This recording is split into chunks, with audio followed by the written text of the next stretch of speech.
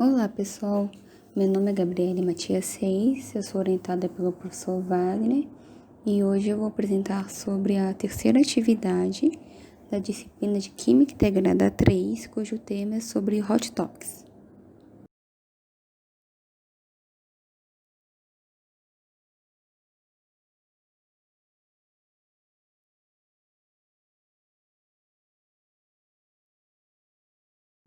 Eu vou iniciar a apresentação com uma breve introdução sobre o meu projeto de pesquisa. Dos produtos oriundos da biomassa, o 5-hidroximetilfurfural, que também é conhecido como 5-HMF, tem sido muito promissor. Ele foi identificado pelo Departamento de Energia dos Estados Unidos em 2004 como uma molécula plataforma que dá origem a outros produtos que seguem os princípios da química verde.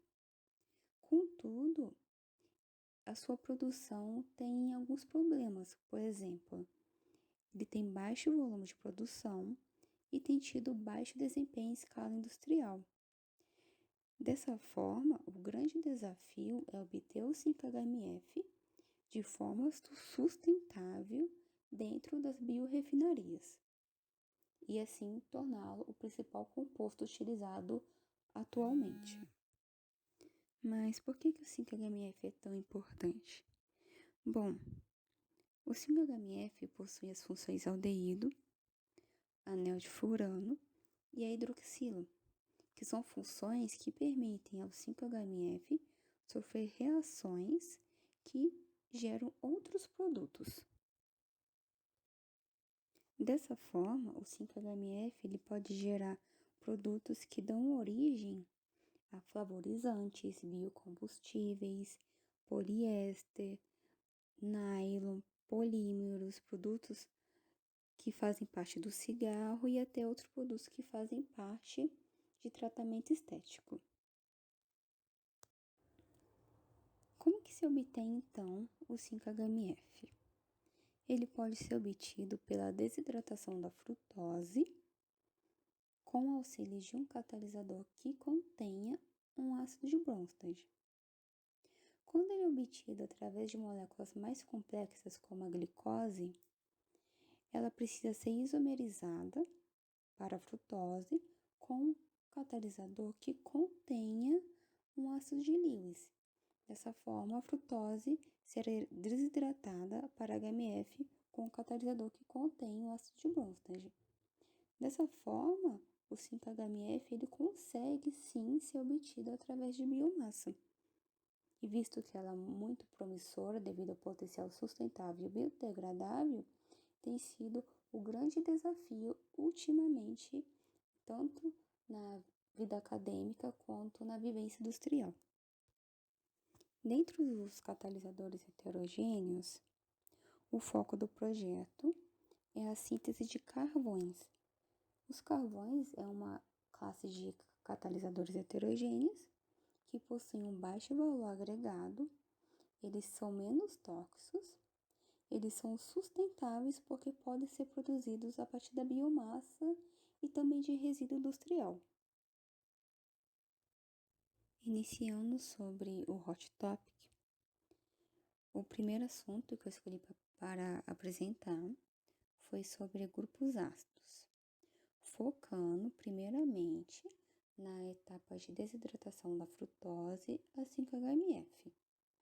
Visto que essa é uma reação que ocorre com auxílio de um catalisador, essa primeira parte do Hot Topic, eu procurei apresentar sobre como os grupos ácidos devem estar presentes neste catalisador. O primeiro artigo que eu escolhi para apresentar, ele foi publicado por Yu e colaboradores, que estudaram os sítios ácidos adjacentes e como eles catalisam cooperativamente a frutose em 5-HMF. Esse é um artigo recente, ele foi publicado este ano, em agosto, na revista Journal of Energy Chemistry, que tem um fator de impacto de 7,216. Apesar de ser um artigo recente, ele já possui 7 citações. O primeiro experimento abordado pelos pesquisadores foi a avaliação da catálise por ácidos benzoicos substituídos, observando o efeito da distância desses grupos na desidratação da frutose. Os sítios ácidos adjacentes, eles são comuns em superfícies sólidas, como os catalisadores. Dessa forma, as taxas de desidratação e seletividade da frutose podem ser alteradas conforme a localização desses sítios ativos nos catalisadores. Neste experimento, os autores eles avaliaram a utilização do ácido fitálico, isofitálico e tetrafitálico, observando a transformação da frutose, ou seja, a sua desidratação, a sua conversão, e a formação do 5-HMF. Como pode-se perceber, o ácido fitálico foi o que obteve tanto maior obtenção de 5-HMF quanto a maior conversão de frutose. Segundo os autores, esse ótimo resultado foi devido à sinergia dos grupos carboxílicos vizinhos na desidratação da frutose. Assim, um grupo ácido oferece um próton à frutose e um outro grupo hidroxila adjacente também interage com a molécula dissolvida por ligações de hidrogênio, ocorrendo uma polarização adicional, dos grupos adjacentes que contribuem para o aumento da taxa de desidratação, com várias hidroxilas. Por outro lado, a formação de ligações de hidrogênio entre os grupos hidroxilas adjacentes torna a acidez mais forte e a reação mais rápida. Então, ocorre um efeito cooperativo do grupo carboxil com o grupo hidroxila adjacente no centro ativo do catalisador, levando a um aumento da formação de 5-HMF. Neste segundo experimento, os pesquisadores estudaram um carvão eficaz com carboxilas abundantes. Assim, eles pegaram um carvão, um catalisador, que foi o OMC, e trataram ele com ácido nítrico, nomeados como OMC 0,5-NaT e OMC 5-NaT. Esse estudo foi feito para comparar com o experimento anterior, onde eles usaram um ácido benzoico substituído, e assim comprovar o resultado anterior. Os autores perceberam que, mesmo o carvão OMC meio NaT tendo apresentado uma alta quantidade de grupos carboxílicos, que foi de 272, o carvão OMC 5-NaT, que apresentou 150 micromol por grama de grupos carboxílicos, que ambos catalisadores apresentaram um valor de TOF muito próximos. E esse experimento confirmou o resultado anterior, que por mais que o catalisador tenha apresentado uma acidez muito elevada, ele não aumentou tanto assim a conversão comparado com o outro carvão que apresentou 150 micromol por grama de carboxílicos. Então, isso significa que a proximidade dos grupos carboxílicos no catalisador é de suma importância tanto para a acidez, tanto para a conversão da frutose e a obtenção do 5-HMF. E assim os autores confirmaram o resultado do experimento anterior, dessa vez utilizando um catalisador. Concluindo sobre este assunto do Hot Topic, este primeiro assunto, os autores identificaram duas principais descobertas. A primeira, que os sítios de Bronsted adjacentes, eles levam uma cointeração na frutose. Isso significa que os sítios ácidos de Bronsted, eles podem agir cooperativamente na conversão de frutose. E uma segunda descoberta foi que a taxa de formação de 5-HMF ela é mais rápida quando detectados sítios ácidos de Bronsted adjacentes. Então, os autores concluíram que esse tipo de catalisador, eles são muito esperados no futuro, ou seja, eles serão muito estudados e é o principal objetivo ultimamente, obter sítios ácidos de Bronsted adjacentes. O segundo hot topic abordado será sobre catalisadores funcionalizados com estanho, que são catalisadores que possuem o ácido de Lewis. Dessa maneira, eu vou focar nessa segunda parte na reação de glicose à frutose, ou seja, na etapa de isomerização. Assim, o segundo artigo selecionado visou estudar um catalisador, que é um carvão produzido através do resíduo da madeira, que foi funcionalizado com estanho e utilizado na reação de isomerização da glicose. Ele foi publicado por Young e colaboradores recentemente no ano de 2019. Ele foi publicado na revista da ACS, já possui 149 visualizações, 29 citações e é uma revista que possui um fator de impacto elevado, de 7,63.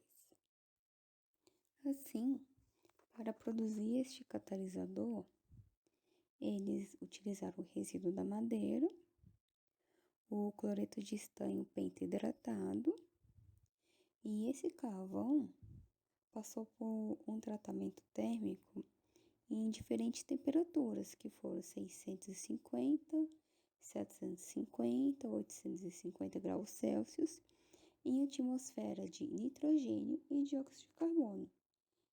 E, posteriormente, foi avaliada a atividade catalítica na isomerização da glicose para a frutose. Os autores caracterizaram os catalisadores, primeiramente no DRX. E eles avaliaram que em um ambiente de nitrogênio, mostrado pelos espectros em preto, vermelho e azul, que o aumento da temperatura de pirólise resultou na formação do estanho na forma metálica, que é a forma mais reativa. E também que foi observado um aumento da fração de estanho em formas amorfas, que foram consideradas mais propícias para a atividade catalítica da isomerização de glicose para a frutose. Os autores também observaram nesse resultado de DRX uma maior proporção de dióxido de estanho para estanho metálico no carvão preparado a 750 graus Celsius no ambiente com dióxido de carbono, mostrado pelo espectro em verde. Eles verificaram que a presença do dióxido de carbono pode ter suprimido a redução do dióxido de estanho a estanho metálico, servindo então como um agente oxidante no ambiente contendo oxigênio, embora o conteúdo de dióxido de carbono enriquecido no gás de síntese possa servir como um redutor. Esses resultados destacam que, ao alterar a temperatura de pirólise e o gás de purga, pode-se ajustar a forma das espécies do metal impregnado e também alterar a estrutura porosa do catalisador. No caso dos carvões, a formação do estanho metálico foi favorecida pela alta temperatura de pirólise e suprimida pela fuga de dióxido de carbono. Os catalisadores de estanho foram avaliados na conversão de glicose. O rendimento de frutose aumentou com o aumento da temperatura de pirólise, bem como com a temperatura da reação catalítica, como mostrado em A. Por exemplo, o rendimento de frutose para o catalisador de estanho preparado a 750 em atmosfera de nitrogênio, na temperatura de 160 graus Celsius, foi aproximadamente 3 vezes maior do que na temperatura de 140 graus Celsius, enquanto que o catalisador de estanho preparado a 850 em atmosfera de nitrogênio obteve de 10,6 a 12,1% de frutose, nas temperaturas de 150 e 160 graus Celsius, respectivamente. E essas porcentagens de frutose foram notavelmente superiores ao que foi obtido na temperatura de 140 graus Celsius. No entanto, uma pequena quantidade de produtos secundários, como ácido levulínico, ácido fórmico, também foram produzidos nos catalisadores 750N e 850N, nas temperaturas de 150 e 160 graus Celsius, sugerindo assim que a promoção de reações colaterais, por exemplo, a reidratação, ocorre em altas temperaturas. Pode-se observar em B que o aumento da temperatura contribuiu para o decaimento da seletividade, mostrando assim que houve a reidratação do 5-HMF, ácido levulínico e ácido fórmico. Tudo proposto por esses autores é que eles avaliaram o efeito da atmosfera de pirólise no desempenho catalítico dos catalisadores de estanho. Nessa figura, consegue-se observar tanto o rendimento quanto a seletividade de frutose com os catalisadores produzidos a 750 graus Celsius em atmosfera de nitrogênio e dióxido de carbono. Os autores perceberam que o catalisador de estanho produzido em atmosfera de dióxido de carbono apresentou um melhor desempenho catalítico em termos de rendimento de frutose em comparação com um catalisador preparado com nitrogênio. No entanto, o catalisador preparado em ambiente de dióxido de carbono, ele foi dominado por dióxido de estanho, como mostrado anteriormente no padrão de DRX, e o que não foi observado no catalisador produzido em ambiente de nitrogênio, o qual obteve maior quantidade de estanho metálico, que é a forma mais ativa de estanho na isomerização de glicose para a frutose. Então, os autores concluíram que, além dessas formas metálicas, como que os poros estão distribuídos, a sua forma, também influenciam na atividade catalítica desses catalisadores nesse tipo de reação. Concluindo sobre as principais descobertas desses autores, eles avaliaram diferentes tipos de catalisadores de estanho em diferentes temperaturas de tratamento térmico, tanto em atmosfera de nitrogênio quanto em atmosfera de dióxido de carbono. avaliando também, além das suas condições de tratamento térmico, as propriedades físico-químicas e o desempenho catalítico.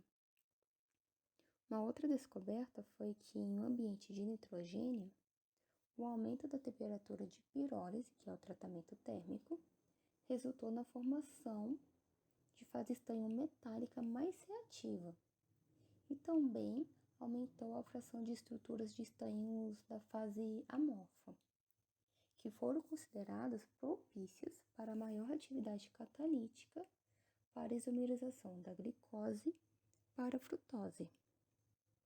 E uma última descoberta foi que, em comparação com os catalisadores de nitrogênio, o uso de dióxido de carbono criou uma porosidade maior, uma reatividade de superfície enriquecida e uma medida de cristalinidade de estrutura, o que melhorou ainda mais a estrutura catalítica e a atividade dos catalisadores.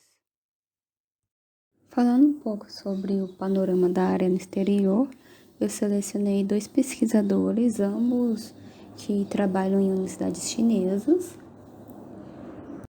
E, além desses pesquisadores chineses, eu selecionei 2 pesquisadores brasileiros que também trabalham nessa área.